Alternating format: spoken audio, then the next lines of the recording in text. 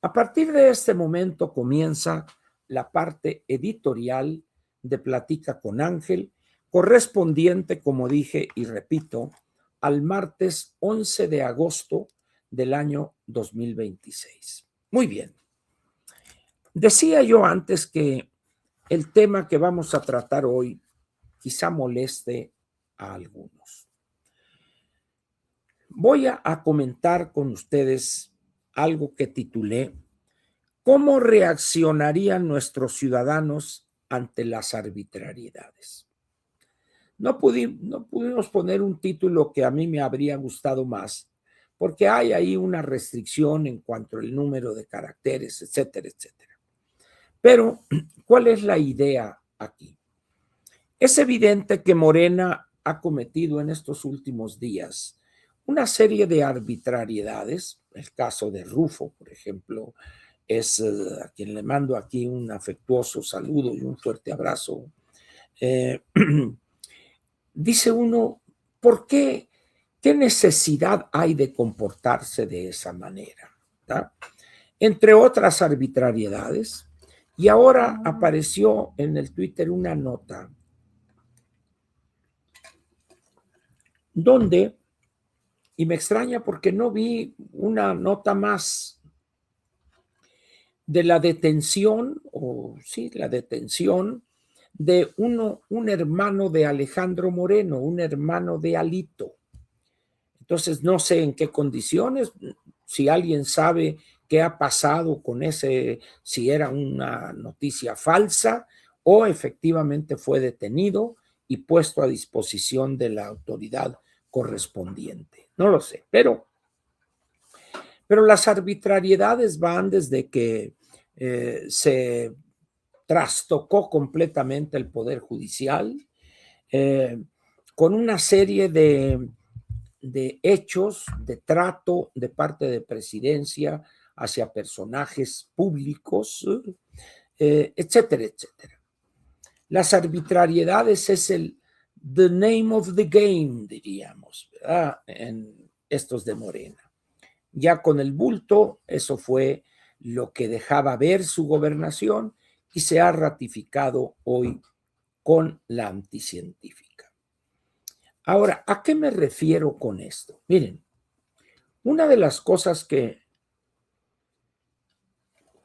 sorprende el cambio que se ha dado en México a partir de 1968, debo aclarar que participé en todas las marchas que se llevaron a cabo el 68, todas.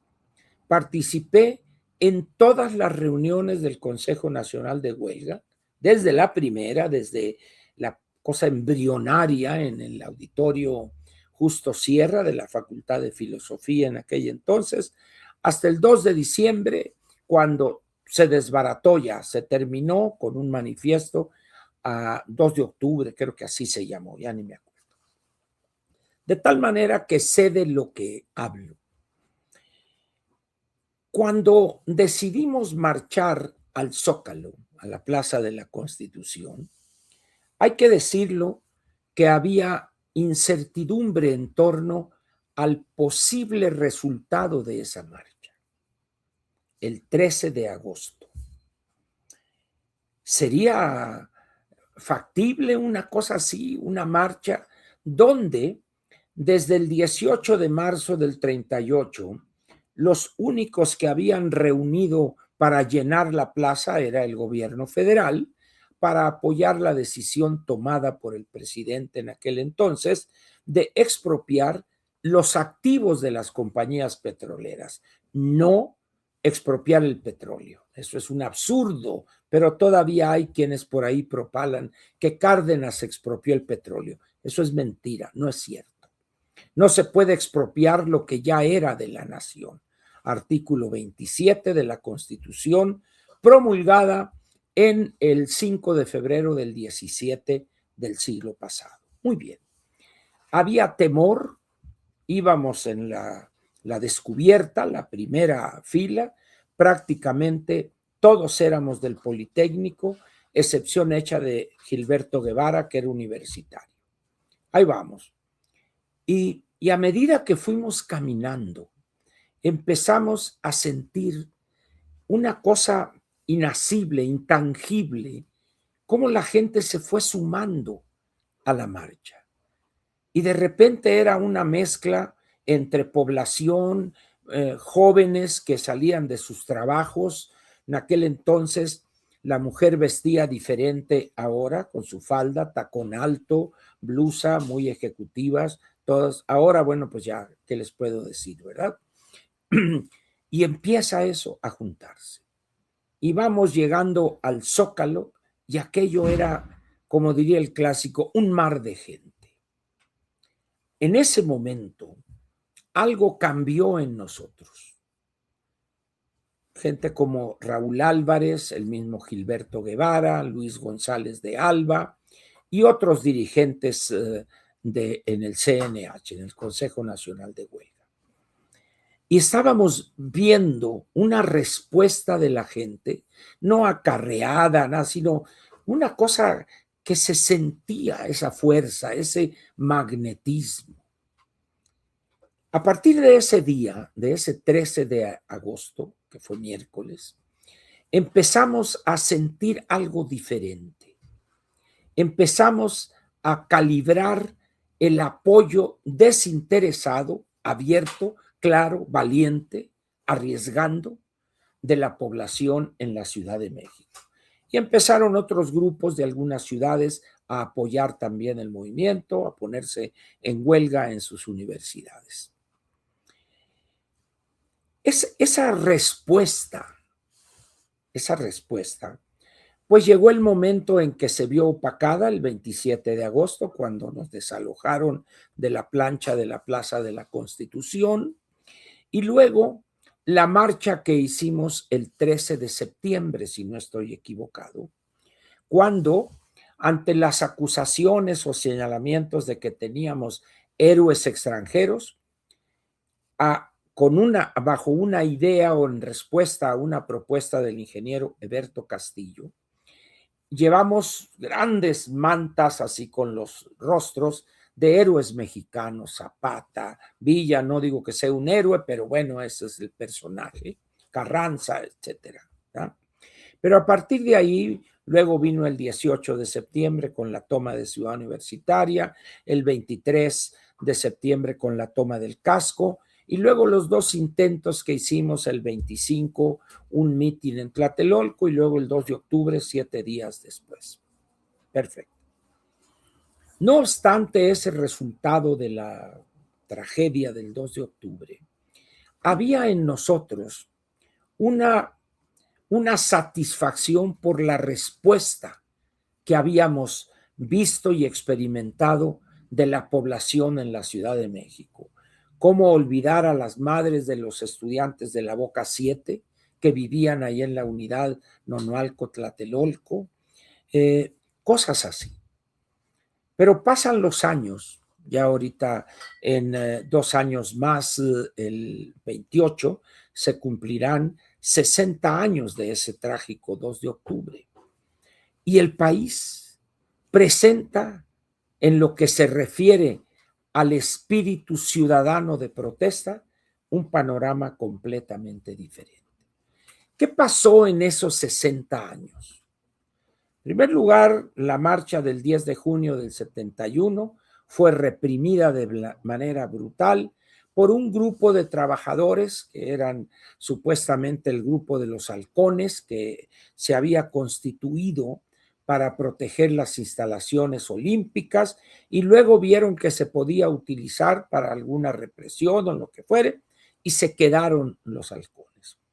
Pero después del 10 de junio ya fueron desmantelados, algunos de ellos incluso cuando el teniente coronel Edilberto Gil Cárdenas es designado jefe del cuerpo de vigilancia en Lecumberri, algunos integrantes de ese grupo se fueron con él a Lecumberri y eran ahí de los guardias, no eran de los uniformados, de los monos que les decíamos, los vigilantes, sino era un cuerpo que andaba ahí de civiles ellos, y muy correctos, un trato correcto.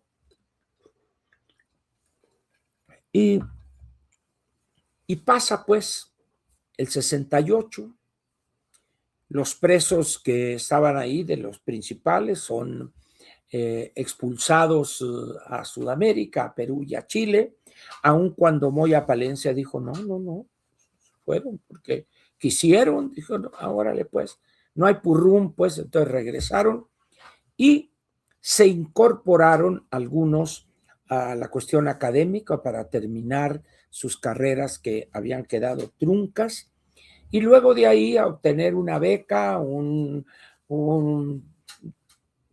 encargo en el exterior, etcétera, y se olvidaron de aquello que habíamos vivido, aun cuando ellos dicen, no, no, esto, pero se fueron 4 o 5 años a estudiar una maestría, un doctorado, un trabajo postdoctoral, y muy bien, y regresaron y se incorporaron a la burocracia universitaria fundamentalmente o a alguna dependencia pública. Pero del 68 al 88 hubo una especie de parálisis, vamos a decir. Se movió un poco con el pleito de Cuauhtémoc Cárdenas, Muñoz Ledo, Ifigenia Martínez y otros personajes priistas, todos ellos, que rompen con el PRI por el caprichito del niñito Cuauhtémoc que no lo hicieron candidato a la presidencia de la República. Hace su berrinche, agarra sus canicas y se va.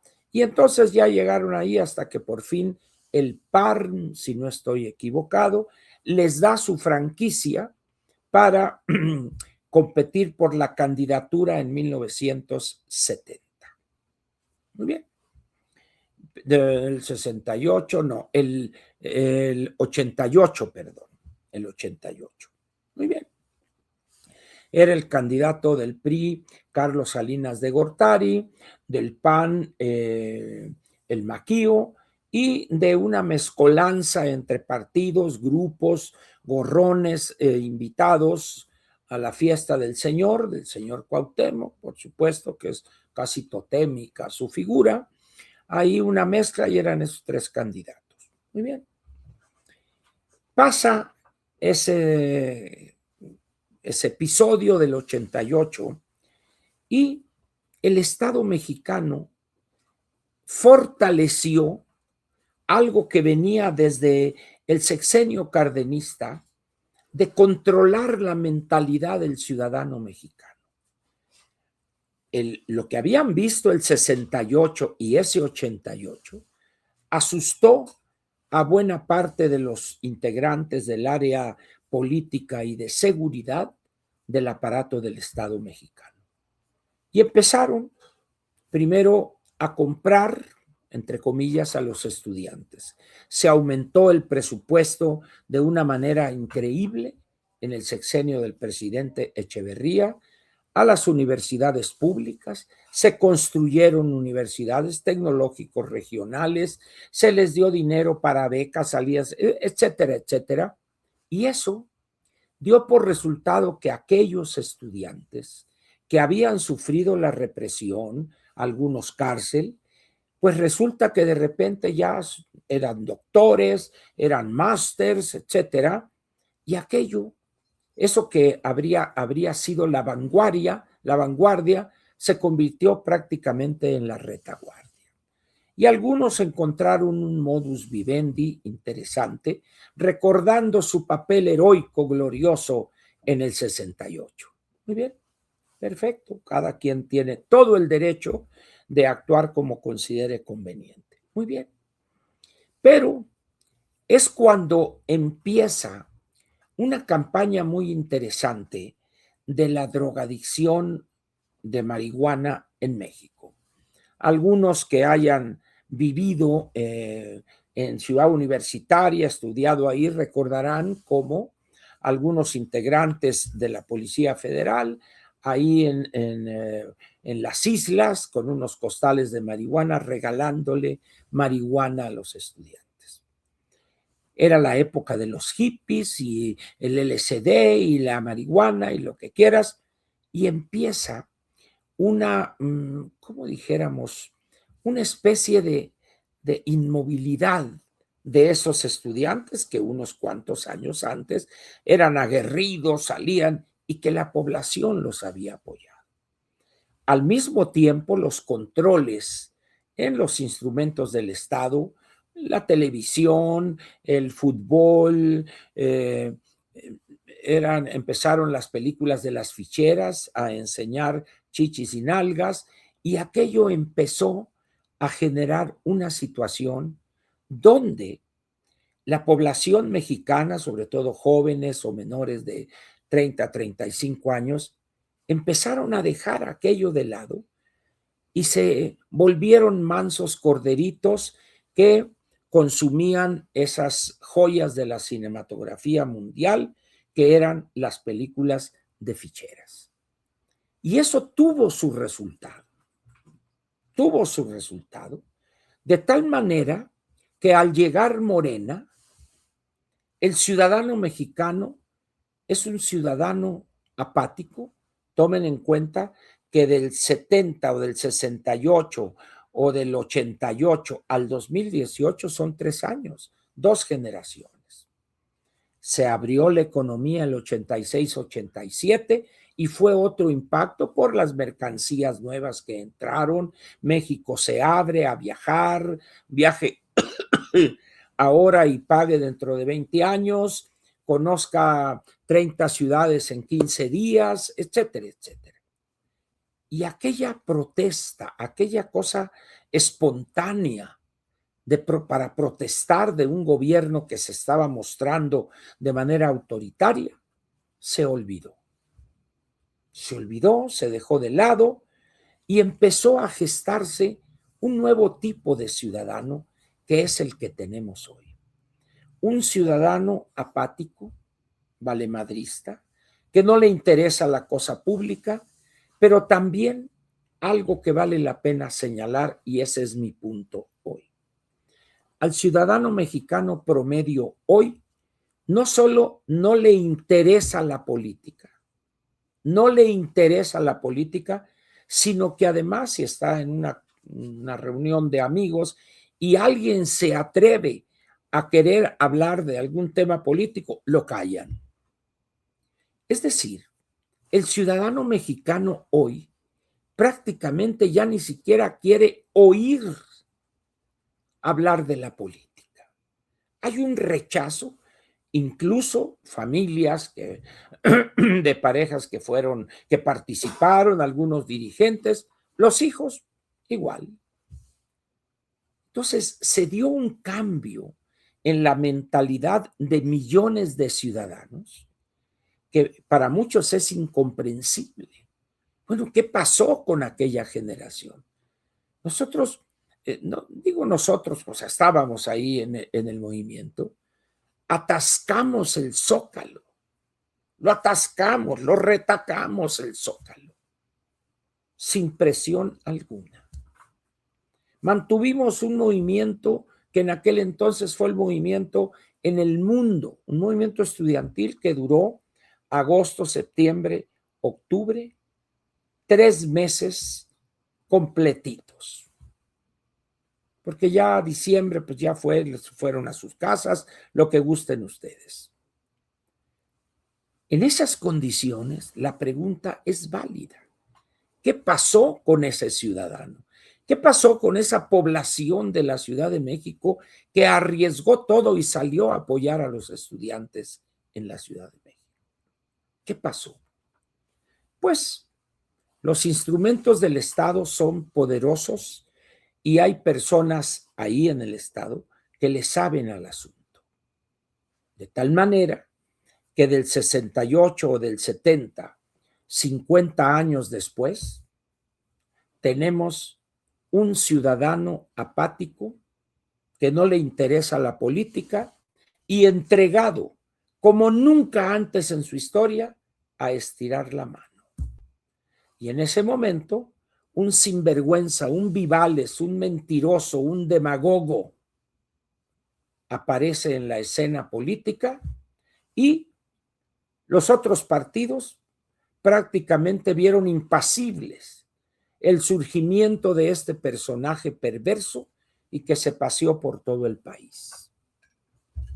De tal manera, pues, que los partidos políticos con su actitud cobijaron el surgimiento de ese personaje. ¿De dónde sale la orden para que en el Instituto Electoral del Distrito Federal se le otorgara un permiso o la venia para registrarse en la Ciudad de México como candidato a la jefatura de gobierno con una credencial que era de Tabasco? Cuando llega la orden de Los Pinos, llega la orden de que una demanda que estaba en proceso, siendo elaborada por el PRI en el área jurídica, la orden llega tajante. Párenle ahí. ¿De dónde vino eso? Dicen las malas lenguas y algunas buenas lenguas que fue una orden tajante de Zedillo. Y le dieron eso y lo demás es historia. Pugnas internas, como diría Romeo González Medrano en las sesiones del Consejo, son las luchas interburguesas entre los sectores golpistas y contragolpistas de la burguesía mexicana, decía Romeo. Me acuerdo, donde esté le mando un fraternal saludo y un fuerte abrazo, ¿verdad? El hecho es que este señor entra como cuchillo en mantequilla, blandito. ¿Y la gente qué quería? Que me diera dinero, que me diera apoyos, que me contare mentiras, que generare o que construyere un enemigo interno, la mafia del poder, los explotantes, etcétera, etcétera. Vayamos ahora a hoy, a este día. Vamos a suponer que el gobierno mexicano, utilizando su poder, comete arbitrariedades mil. ¿A quién van a convencer de que Ernesto Rufo Appel es el chupacabras guachicolero? ¿A quién? Aquellas personas que hayan tratado a Ernesto Rufo dicen, no es posible, señores. Yo recuerdo, me tocó tratar a Ernesto varias veces en la reunión de los gobernadores fronterizos. Yo acompañaba al gobernador de Sonora y me encontraba con él en algunas reuniones, platicábamos, todo. De tal manera que lo conozco desde hace muchos años, Ernesto. Y que me lo pinten como el amo, el cerebro, acá de eso. Señores, agárrense a otro. O acúsenlo de otra cosa, que se pasó un alto, o chocó y abandonó la escena del choque. Pero guachicolero mayor, no chinguen, hombre. Pero ahí está la arbitrariedad de eso. ¿Por qué? Pues porque resulta que en Baja California le están dando hasta por debajo de la lengua a la gobernadora de Morena, una señora Marina del Pilar, creo que es su nombre. Pues a ver qué hacemos, a ver a los distractores por Rufo, lo metemos aquí y ya está como el peor de los delincuentes en Almoloya de Juárez, no obstante su delicado estado de salud. Pero luego, no contentos con eso, tomando en cuenta la rijosidad y valentía de Alejandro Moreno, parece que detienen y ponen frente a una autoridad a su hermano. Eso es lo que leí en el Twitter. No sé si sea cierto, si alguien tiene una más noticias sobre esto, lo agradecería, ¿verdad? Entonces dice uno, ¿qué hace el ciudadano mexicano ante esas arbitrariedades y qué hará ante las que siguen? Lo que está pasando en el INE, lo que pasó con el Poder Judicial, en relación ahora de esta discusión si deben modificar y que no sea la jurisperita y jurisconsulta Lenia Batres, que es un dechado en materia jurídica, ¿verdad? Una mujer con varios doctorados y maestrías y cosas así. Uno es en huevos con jamón, otro es en huevos con papas, etcétera, etcétera, ¿verdad? También es especialista, tiene un posgrado en mentadas de madre que le salen a la perfección a la señora. Y hay que no sea ella, no se equivoquen. Lenia Batres va a ser la presidente del Pleno de la Suprema Corte de Justicia. Ese será el colmo de los abusos. Espero estar equivocado. Muy bien. ¿Ha protestado alguien? ¿Han salido a la calle a manifestarse? No. Fue al contador del hermano de Alito. Al contador del hermano de Alito, al que detuvieron. Perfecto, muy bien. Gracias por la aclaración.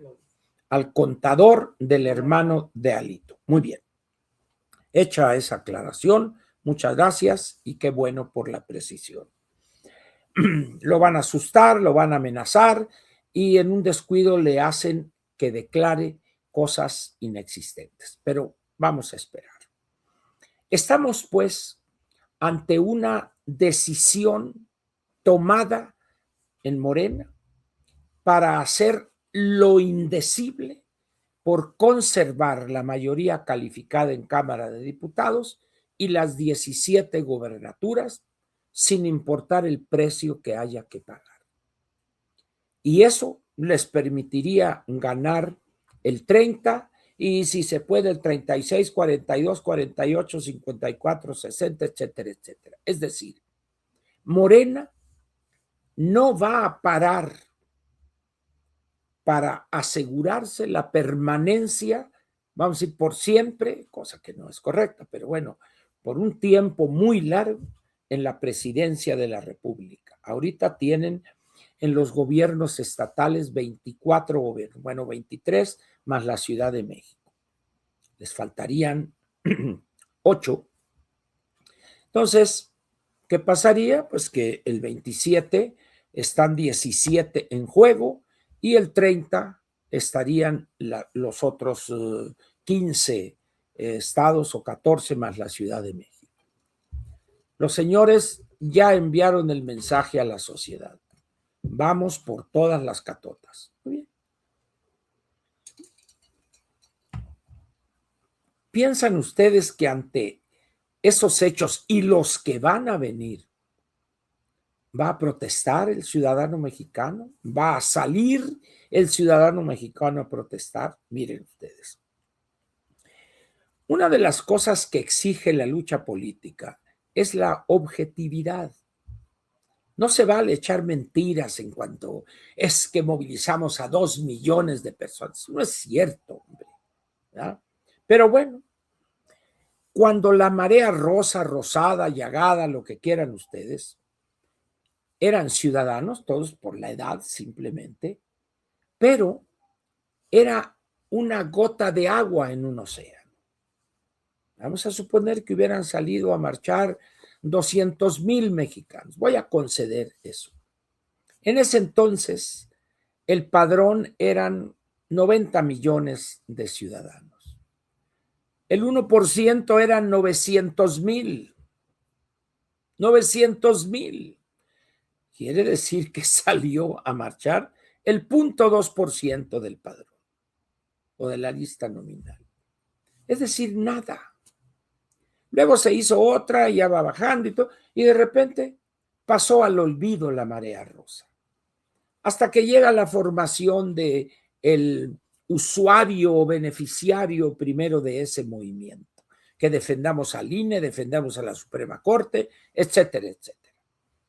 Batalló Somos México, Somos lo que sea, para juntar 292,000 firmas para obtener el registro condicionado. Hizo sus asambleas y perfecto. Creo que ahí hay una discusión todavía sobre si pueden utilizar el color y quitar, y les quieren obligar a quitar MX del nombre. Ya veremos qué resuelve la Sala Superior del Tribunal. Muy bien. La pregunta es, ¿dónde están los ciudadanos?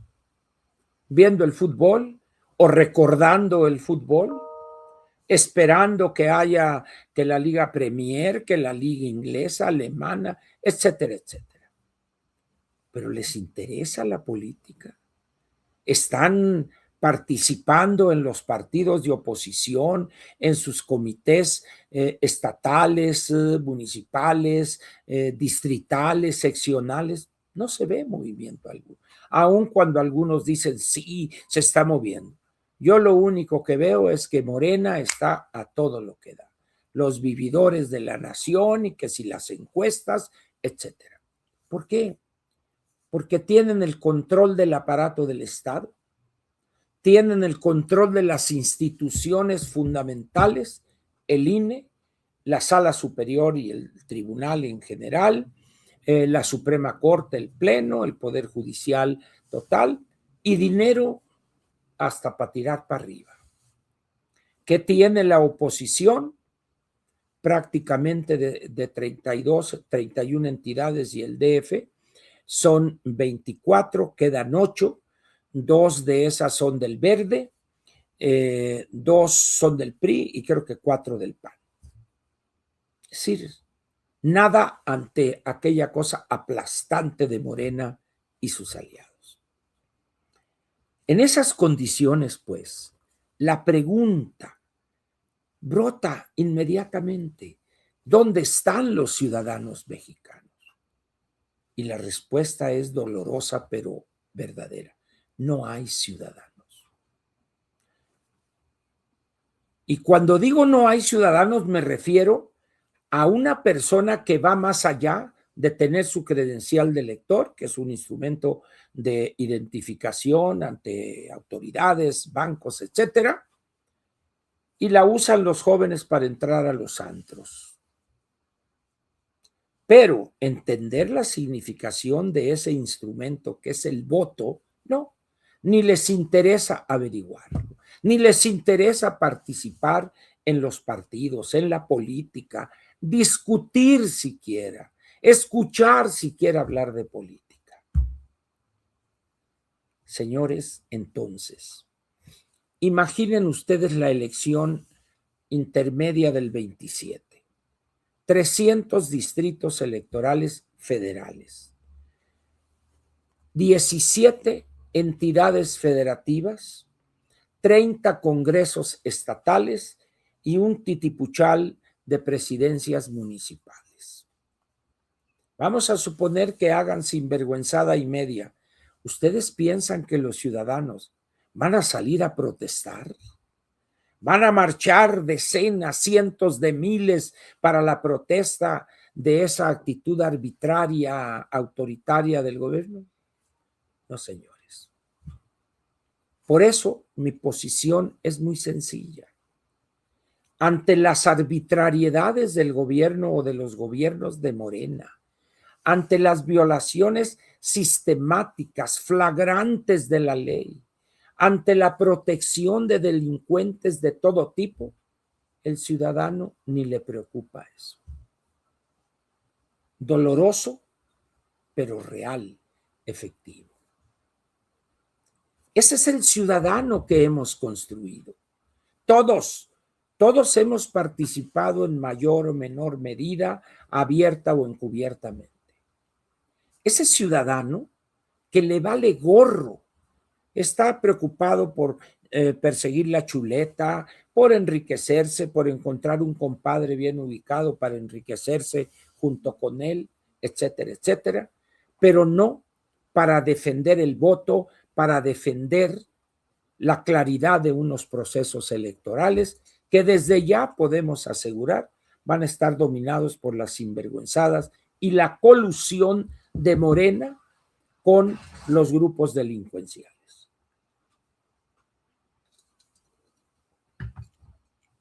Alguien dirá, no, hombre, es que es una bocanada de aire fresco. Pues, ¿qué le apestaba el aliento a Guadalupe o qué? No, hombre. Es aplastante el control del aparato político, del aparato de espionaje del Estado por parte de Morena. Agréguenle a eso la falta de capacidad para operar políticamente, por eso imponen. Vea usted toda la conducta de la anticientífica frente a la solicitud de detención temporal precautoria con miras a extradición de 10 delincuentes. 2 ya están cantando como jilgueritos allá. Y aquí, defendiendo a ultranza a Rochamoya y un señor Insunza, creo que era su contrapache. Señores, en este México, el ciudadano identificado con su credencial de elector es una persona apática, es una persona valemadrista, que no le interesa la política, es más, rechaza esa actividad y también desprecia y rechaza a los políticos de cualquier signo. Se burla de ellos cuando habla y toca el tema. Pero ese ciudadano nosotros lo formamos a través de la educación, a través de los instrumentos del Estado, a través de los medios de comunicación. Por ejemplo, no sé qué tan exitoso sea este programa, el que yo llamo la casa de los socrosos, porque se ven todos desaliñados, cochinos, no sé si no hay baños en esa casa, pero se ven, ¿qué va? Recuerden ustedes como diría el Bulto, en un juicio histórico, dijo, es un señor vestido de mujer, dijo. Eso es lo que alimenta hoy, por desgracia, al ciudadano mexicano. Eso es lo que alimenta hoy al ciudadano mexicano. Basura, pero que alimenta su ansia de escaparse de una cruda y ofensiva realidad. No sé si ustedes acostumbren ver en el cable o buscar como yo, que soy así. Y les comentaba a algunos amigos que me había sorprendido el regreso a las pantallas televisivas de las películas de ficheras. Y digo, esto, pues unas películas de hace 50 años, vamos a decir, que estén otra vez en pantalla. Y cuando ven ustedes a las actrices ahí enseñando glúteos y senos, dices, esto a otro perro con ese hueso diría Rin Tin Tin, aquí hay gato encerrado. Y la droga, los sobornos y el cine con ese contenido sexual burdo que alimenta los sueños eróticos de millones de mexicanos, parecen ser los instrumentos que este par de desviados y pervertidos de Jesús Ramírez y Genaro Villamil están utilizando. ¿Para qué? Para controlar mejor al ciudadano mexicano. Controlado está, pero quieren asegurar eso. Alguien dirá, no, Ángel, no, hombre, el ciudadano ahí está. Es probable que esté el ciudadano, pero allá en Dinamarca, en Noruega, en Polonia, en Hungría. Pero aquí, no, señores, no jalen que descobijan. Alguna vez, no recuerdo si esto fue una frase del doctor Enrique Krause o del ingeniero Gabriel Said, que en México es una democracia sin demócratas. En México no hay demócratas, no hay. Y entonces tienen ustedes a personas que fueron personajes en la política hace 40, 50 años, y ahí andan haciendo sus pininos y comentan, se juntan con amigos, pero no pasa de ahí. La vida política en México es de muy bajo nivel. Bueno, ahorita ven ustedes el caso de Alejandro Moreno, que anda denunciando lo que pasa en México en instancias internacionales, porque hacerlo en México no tiene efecto alguno. Qué tragedia, ¿eh? Pero esa es la realidad. Esa es la realidad. ¿Qué les puedo decir más respecto a esto? Pues prácticamente nada, ¿verdad? Simple y sencillamente que con este tema, con esta plática con ustedes, pues prácticamente cierro el ciclo que comencé el lunes, o sea, ayer, ¿verdad?, con la mañanera, luego la plática con Ángel el lunes, la mañanera de hoy, y hoy cierro con plática con Ángel. Algunos estarán en desacuerdo con esto. Me gustaría que pusieran en los comentarios mañana, pasado, lo que ellos piensan al respecto, si están en desacuerdo conmigo y qué ideas tienen, ¿verdad? Pero eso es lo que pienso. Eso es lo que pienso. ¿Duele? Sí, duele. ¿Por qué? Porque si las cosas avanzan como estoy prefigurándolas, el 27 nos van a dar hasta por debajo de la lengua. Por las buenas, por las malas o por las peores. No hay duda que Morena va a utilizar cualquier recurso con tal de mantenerse con la mayoría calificada en Cámara de Diputados y con las 17 gubernaturas. No se diga de los congresos locales. ¿Está usted en desacuerdo con eso? Respeto su punto de vista, pero me gustaría pues que emitiera sus comentarios, sus opiniones al respecto. Aquí termina la parte editorial de Platica con Ángel, correspondiente al martes 11 de agosto del año 2026. Ahora quiero aclarar una cosa. Esto me dice, no, es que si tú dices eso vas a desanimar a la gente que te ve o te sigue. No, no hay que subestimar a la gente que me sigue ni a otra que no me sigue. La gente tiene su criterio y va a decir, ya, hasta este pinche loco de Verdugo diciendo sus cosas.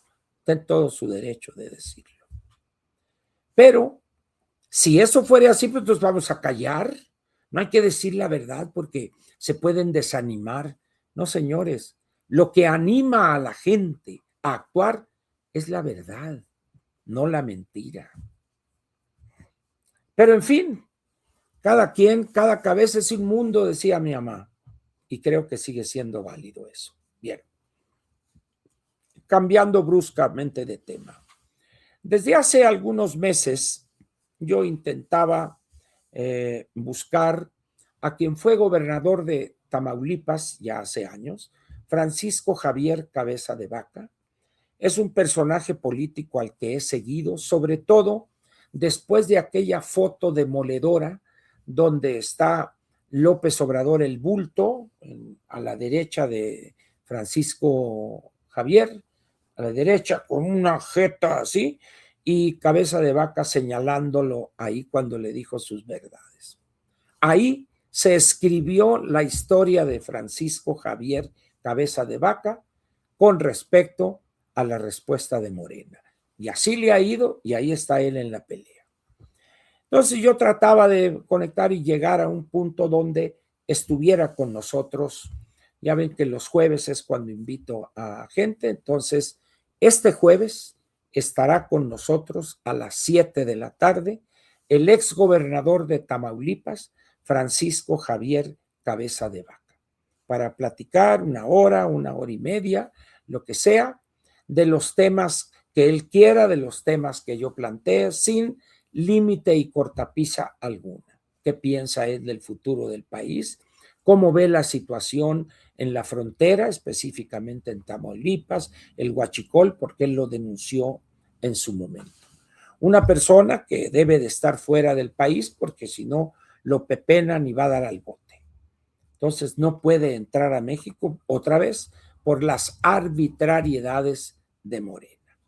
Él nos contará cuál es la situación real que guarda su situación jurídica y de ahí derivarán algunas cosas. Sobre todo me interesa el punto de vista de Francisco sobre el futuro que le espera a la frontera de México, donde los delincuentes prácticamente andan protegidos por toda institución encargada supuestamente de combatirlos. Aquí no se le olvide, jueves a las 7 con Francisco Javier Cabeza de Vaca. Una entrevista, una plática sin ningún ánimo de ensalzarlo, sino hablar, como diría el clásico, a calzón quitado, hablar con la franqueza que a él le caracteriza y a mí también. Los invito pues a que este jueves, pasado mañana, nos veamos aquí y platiquemos con el ex gobernador de Tamaulipas, Francisco Javier Cabeza de Vaca. Están ustedes cordialmente invitados.